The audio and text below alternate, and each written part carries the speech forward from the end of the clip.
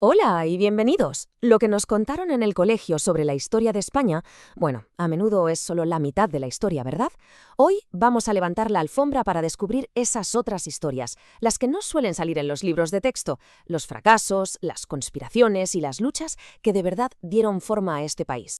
Y es que, ojo, esta es una pregunta clave, porque más allá de las fechas y los nombres de los reyes, hay tragedias personales, hay abusos de poder y hay revoluciones populares que nos dan una imagen mucho, pero que mucho más completa y, la verdad, más fascinante del pasado.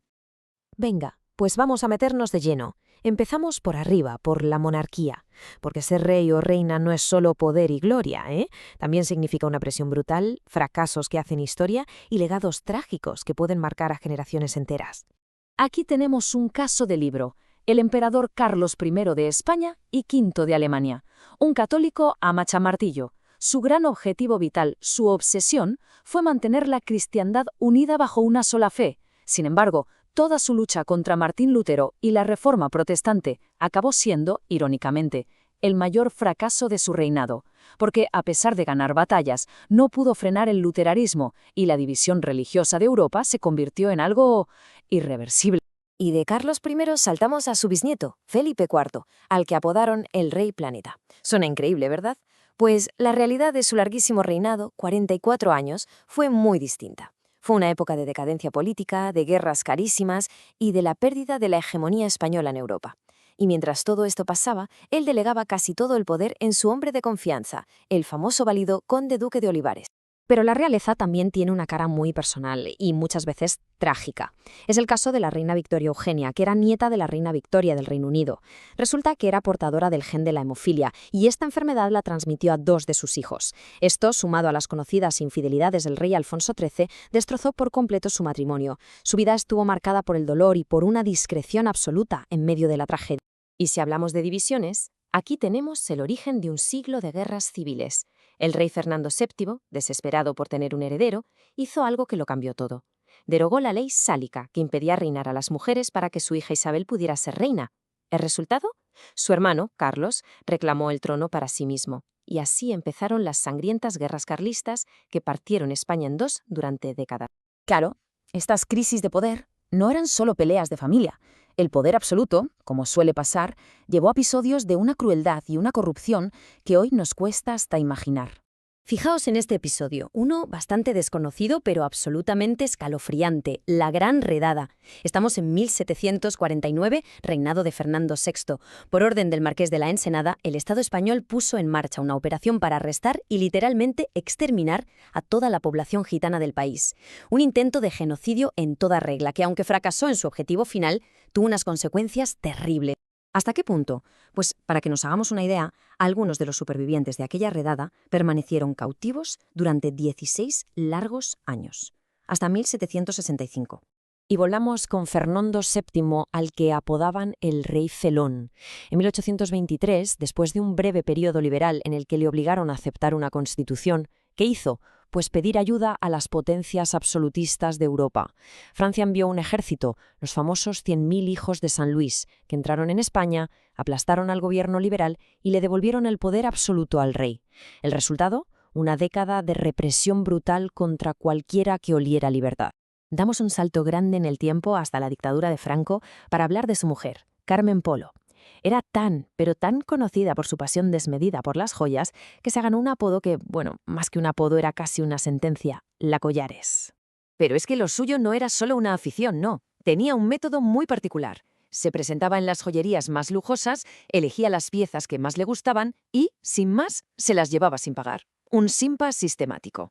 Los joyeros, claro, estaban aterrorizados y no les quedó otra que crear un fondo común para ir cubriendo las pérdidas de los regalos que se veían obligados a hacerle a la mujer del dictador. A veces, la brutalidad de un régimen se puede resumir en una sola cifra. Esta es una de ellas, 20.000. Se calcula que unos 20.000 presos políticos republicanos fueron obligados a construir el Valle de los Caídos, el mausoleo monumental de Franco, bajo un sistema que llamaban cínicamente redención de penas por el trabajo. Pero ojo, que la historia de España no la escriben solo los de arriba. También es, y sobre todo, la historia de un pueblo que se ha levantado una y otra vez contra la injusticia, luchando por sus derechos y por modelos de gobierno mucho más justos. Un ejemplo clarísimo, la Guerra de la Independencia.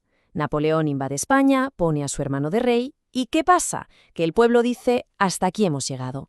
El levantamiento del 2 de mayo de 1808 en Madrid fue la chispa que encendió una resistencia popular que se organizó en juntas locales y que inventó una táctica de lucha que haría historia, la guerra de guerrillas.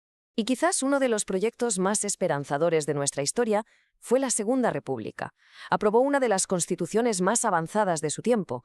Por primera vez se reconoció el voto femenino, se estableció la separación entre la Iglesia y el Estado, se legalizó el divorcio y se impulsó una reforma educativa sin precedentes. Era un auténtico sueño de progreso y democracia, que sin embargo... Bueno, ya sabemos cómo acabó. Fue brutalmente interrumpido. La guerra civil y la larguísima dictadura de Franco que vino después aniquilaron por completo este proyecto y sumieron a España en 40 años de oscuridad. El pueblo siempre ha encontrado la manera de tener voz, y a menudo el humor ha sido su arma más afilada. Esta copla, por ejemplo, que corría de boca en boca sobre la reina Isabel II y la más que dudosa paternidad de sus hijos, es un ejemplo perfecto de cómo el ingenio popular servía para comentar y criticar los escándalos de la corona. Y esto de los escándalos en la corona nos trae directos a la historia más reciente, donde esos ecos de crisis de legitimidad y de inestabilidad siguen resonando con muchísima fuerza en la monarquía española. Pues la respuesta en el caso del rey Juan Carlos I es un sí rotundo. Vaya que sí puede. En 2012, con España metida en una crisis económica galopante, se destapó que el rey estaba en Botsuana, en un viaje de lujo secreto cazando elefantes. La indignación ciudadana fue sencillamente monumental. La presión social fue tan grande que Juan Carlos protagonizó un momento que nadie había visto nunca. Pidió perdón públicamente. Estas palabras, que dijo al salir del hospital, rompieron por completo esa imagen de monarca intocable y marcaron, sin duda, el principio del fin de su reinado. Pero es que detrás de las cámaras el drama era todavía mayor. Se ha sabido que la reina Sofía intentó divorciarse de Juan Carlos en al menos 2 ocasiones, harta de sus constantes infidelidades.